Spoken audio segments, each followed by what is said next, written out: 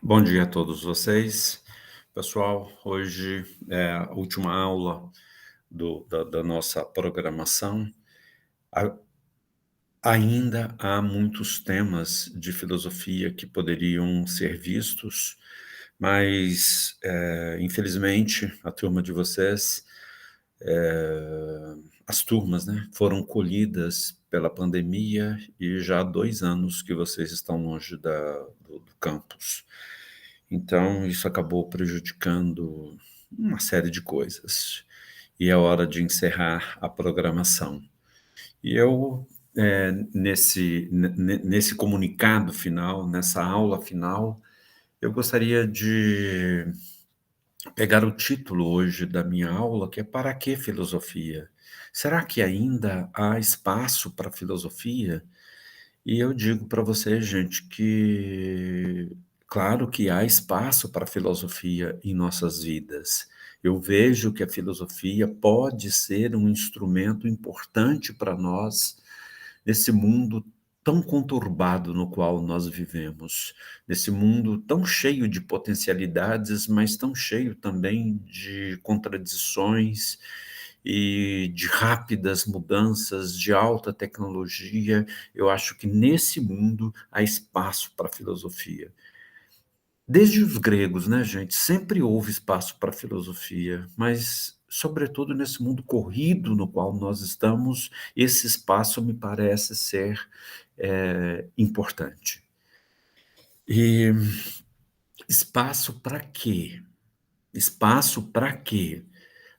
Aí eu vou retomar 2 pontos que eu vi com vocês lá no primeiro ano e que me parecem resumir essa questão que eu estou colocando. Para que filosofia?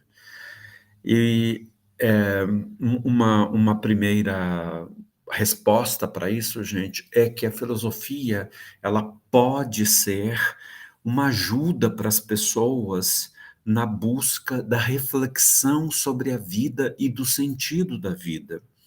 Isso é muito importante. Nós somos seres humanos, nós pensamos sobre a vida, sobre o sofrimento, sobre o valor do trabalho, sobre por que estamos aqui, qual que é o sentido das coisas. E ao longo da história, várias formas de pensamento deram respostas para isso. Eu sempre disse para vocês, desde o início, uma resposta veio por meio do mito. E a outra resposta, que eu acho que é a resposta mais forte que existe, veio e vem por meio da religião. Mas, para quem não quer ficar apenas dentro da religião ou do mito, a filosofia pode ser um instrumento importante de reflexão sobre a vida, eh, de tentar entender o porquê nós estamos aqui. O significado da nossa breve vida, porque a maior parte de nós, se tanto, vai viver entre 80 e 100 anos, isso parece ser muito, mas quando você coloca isso no pano de fundo da história, isso é nada. Mas então a gente precisa dar uma resposta para isso. Existe uma resposta única na filosofia para essa questão? Eu acho que vocês já aprenderam que não. Não existe uma resposta única para isto. A filosofia, eu penso que é como eu usei essa imagem com vocês, é um grande cardápio, é um menu muito variado, e ali você pode escolher aquilo que melhor se adapta ao seu pensamento, aos seus pressupostos e tudo mais. Então, na filosofia, a gente pode encontrar isso. E aí eu vejo, por exemplo, que desde Sócrates, e o trabalho questionador dele, passando por Platão, por Aristóteles, passando pela filosofia helenística, que é especializada nesse tipo de reflexão. Eu me lembro de ter dito para você sobre esses livros aqui, olha, Meditações do Imperador Marco Aurélio. Marco Aurélio era um filósofo estoico, sobre a brevidade da vida, de Sêneca, outro filósofo do estoicismo, e falei bastante para vocês do epicurismo, a carta da felicidade. Tenho aqui, olha, esse quadro do Epicuro, porque é um filósofo inspirador. Tem aqui esse quadro, o Memento Mori, o momento da morte que nos impacta. Então, a filosofia do helenismo, as filosofias helenísticas se especializaram nesse tipo de coisa. E foi assim, olha, por muito tempo. E aí eu não posso deixar, por exemplo, de citar o filósofo Spinoza. Eu não falei dele para vocês por falta de tempo, mas Spinoza o livro mais importante dele chama-se Sobre a Ética, em que é uma ética racionalista, em que ele tenta apontar caminho para os homens resolverem os seus problemas. Eu tenho aqui na minha frente também é, Condutas de Vida, do filósofo americano Ralph Emerson, que eu também não falei para vocês, mas que é especializado nisso. E claro, gente, a gente falou bastante de Nietzsche, e aqui eu trouxe um dos livros mais importantes dele, é Tiomo, em que ele reflete sobre essas coisas. Ou seja, por meio da filosofia, nós conseguimos pensar sobre a vida, sobre o sentido da vida. E, como disse, os caminhos podem ser variáveis. Nós temos filosofias que têm um cunho religioso muito forte, nós temos filosofias conservadoras, filosofias progressistas, revolucionárias, filosofias ateístas, nihilistas, não importa. O importante é que você encontre o seu caminho e o siga de maneira consciente. Daqui a pouco eu vou mostrar para vocês a grande frase, o texto, um pequeno texto do grande Immanuel Kant, um filósofo que eu enalteço sempre, e que mostra isso, a necessidade de nós nos assumirmos. E eu acho que a filosofia pode ser esse caminho. Então, creio que nós temos uma ajuda para isso, na questão do sentido da vida. E a outra resposta, gente, para que filosofia, é que ela, desde o início, surgiu com a proposta de nos ajudar a raciocinar bem, a pensar, e pensar com profundidade, pensar, diria hoje, como diríamos hoje, criticamente. Você tem um Aristóteles, por exemplo, que no mundo antigo criou a ciência da lógica, que é muito importante até hoje. Quem pensa com lógica tem mais dificuldade de ser enganado, que é uma coisa boa. A lógica é um pensamento bem equilibrado, bem sustentado, que pensa com clareza.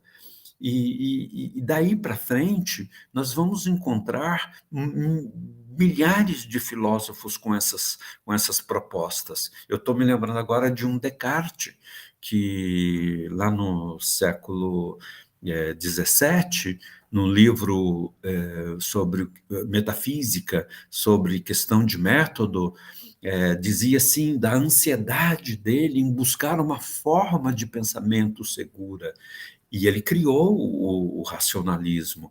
Penso, logo existo, cogito, ergo sum. E aí a gente passa pela filosofia empirista, passa por Kant e por uma série de outros pensadores. Eu diria que a filosofia, ela pode nos ajudar a pensar bem, e com isso afugentar os fantasmas do mau pensamento, as ilusões, os delírios, a falta de lógica, porque isso, gente, é matéria. Quando a gente, essas coisas que eu acabei de dizer, as ilusões, os preconceitos, pré-conceitos, os delírios, a falta de lógica no pensamento, eu diria assim, a ignorância pode levar as pessoas a assumir atitudes absurdas, como os vários negacionismos que nós estamos vivenciando nos dias de hoje. Então, a filosofia ela pode ser um instrumento. para isso, para a gente organizar bem o pensamento da gente. Ainda mais no nosso mundo cheio de informações, com redes sociais atuando a todo momento, informações de tudo quanto é tipo. Às vezes a gente não dá tempo de processar todas as informações, e mais do que isso, às vezes nós somos pegos por meias verdades ou mentiras mesmo, mas que a gente não se dá conta na hora. E aí a gente acaba sendo envolvido por essas ideias errôneas e entrando em bolhas, quaisquer que sejam. Aqui não é questão de levar a pessoa para um lado ou para outro, entendeu? Então, a filosofia ela pode ajudar a pensar criticamente. E isto é de fundamental importância para a gente ser autônomo. Quem não pensa criticamente acaba seguindo modas. E aí fica muito complicado. Então, para que filosofia? Para encontrar um sentido para a vida, para refletir sobre a vida e encontrar o seu caminho, essa é a primeira coisa. E a segunda coisa, para pensar bem, pensar com lógica, pensar criticamente e criar um pensamento autônomo. E eu gostaria, gente, de finalizar isso mostrando para vocês eh, pequenos trechos que eu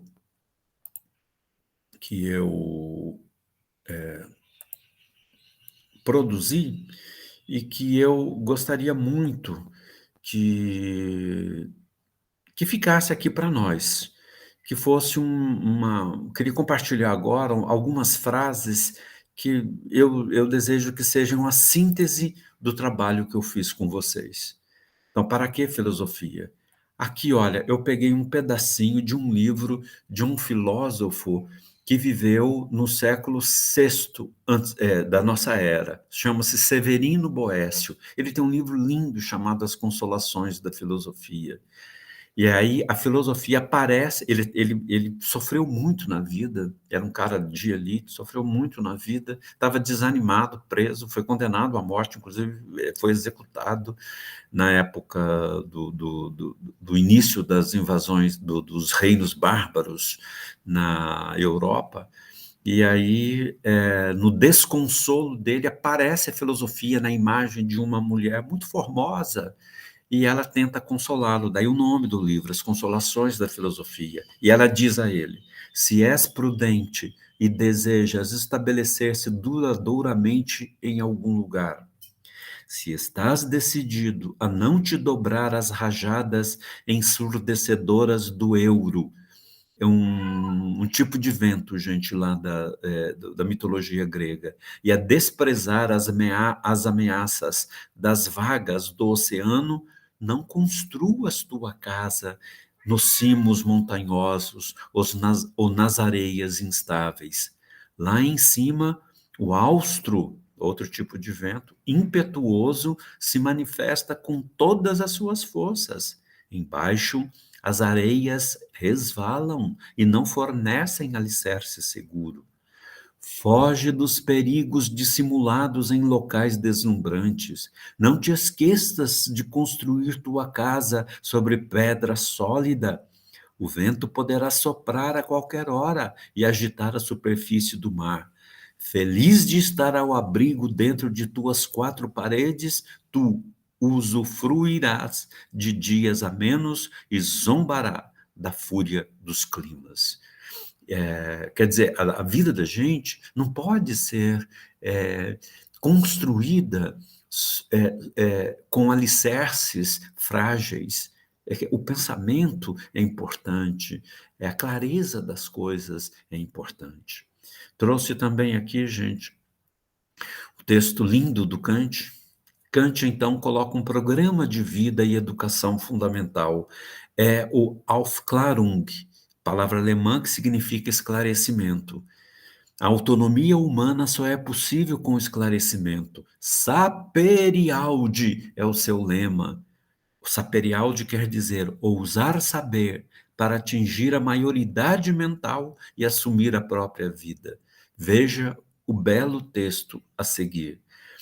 Vocês conhecem esse texto, eu passei para vocês no segundo ano. Esclarecimento é a saída do homem de sua menoridade, da qual ele próprio é culpado. A menoridade é a incapacidade de fazer uso de seu entendimento sem a direção de outro indivíduo.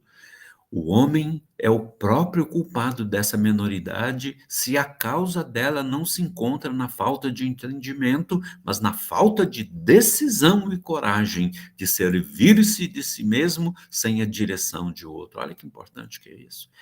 Tem coragem de fazer uso do teu próprio entendimento. Tal é o lema do esclarecimento.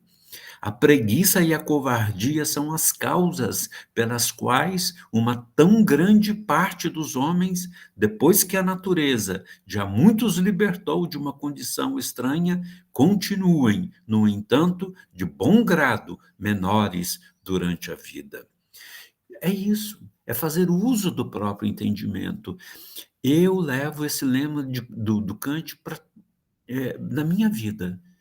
E sugiro que vocês façam isso também. Sapere aude, ousar saber. Para quê? Para tomar conta da própria vida. É fácil isso? Não, não é fácil. Justamente por isso eu trouxe essas duas imagens aqui. Olha. Pensar com a própria cabeça não é fácil. Vejam essa frase, gente, do filósofo Ralph Waldo Emerson, que eu falei agora há pouco para vocês. É fácil viver no mundo conforme a opinião das pessoas. É fácil na solidão viver do jeito que se quer. Mas o grande homem é aquele que, no meio da multidão, mantém com perfeita doçura a independência da solidão. Olha que bonito. O Emerson está dizendo assim, olha, é fácil você viver no mundo com as pessoas, seguindo as pessoas. E é fácil você manter-se independente sozinho, sem conversar com ninguém, eremita. O difícil é você, na multidão, manter a independência da solidão do pensamento. E uma frase muito importante e muito expressiva do Oscar Wilde, um grande escritor em inglês, que sofreu muito também na virada do século XIX para o século XX. Seja você mesmo. Todas as outras personalidades já têm dono. Seja você mesmo. E aí, olha, e eu termino com um livro que eu estimo muito. E aí é de um escritor brasileiro famoso, Guimarães Rosa, o livro Grande Sertão Veredas, que é um livro que eu tenho na mais alta conta. E aí eu encerro assim, olha, mesmo assim, nada está garantido. A vida humana é marcada pela instabilidade por mudanças contínuas. O que sobra? Aí eu estou querendo dizer assim, olha, mesmo que a gente tenha o pensamento correto, mesmo que a gente reflita, está garantido? Nada está garantido. De repente as coisas se acumulam e criam um turbilhão. Nós vivemos isso em 2020. Quem imaginou que nós íamos ficar 2 anos nessa situação que nós estamos vivendo por causa da pandemia? Então, de repente, a vida nossa está indo assim e acontece algo inusitado, seja coletivamente, como é o caso agora da pandemia, ou individualmente. Então, nada está garantido. O que sobra? Aí, no belo livro de Guimarães Rosa, Grande Sertão, Veredas, Riobaldo, que é o personagem principal, reflete a sua maneira de jagunço sobre os problemas da vida. Seu lugar é o sertão, que o livro, né, gente, o ambiente dele é o sertão de Minas Gerais, lá na região norte de Minas. Ele diz num trecho ao seu interlocutor, que o livro é isso, o Riobaldo, ele vai contando as suas histórias, tem um interlocutor e ele diz para esse interlocutor. São trechos descontínuos, não é de sequência, não tem sequência assim nas páginas. Viver é muito perigoso. querer o bem com demais força, com força demais, de incerto jeito, pode já estar sendo se querendo o mal. Esses homens, todos puxavam o mundo para si, para consertar o consertado.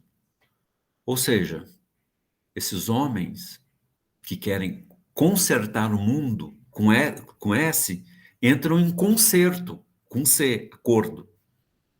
Mas cada um só vê e entende as coisas do modo. Mas o Senhor sério tenciona devassar a raso este mar de territórios para sorte. Mas o Senhor sério tenciona devassar a raso este mar de territórios para sortimento de conferir o que existe? Tem seus motivos. Agora, digo por mim, o Senhor veio tarde. Ele está dizendo isso para o interlocutor dele. O interlocutor está querendo entender o sertão das Minas Gerais. E aí ele diz isso: o Senhor veio tarde. Tempos foram, os costumes mudaram. O diabo não há, é o que eu digo. Se for, existe é o homem humano. Travessia. Olha que bonito, muito bonito. É bem isso. Eu encerro. Homem, travessia. Ou seja, na verdade, na verdade, todas as coisas estão nesse sentido, gente, da travessia. Bem, é isso. E queria, então, terminar com vocês e desejar a vocês que possam seguir o seu caminho com muita força, com muita garra e usar a filosofia para construir a vida de vocês de maneira bem serena e bem tranquila. Um grande abraço a todos.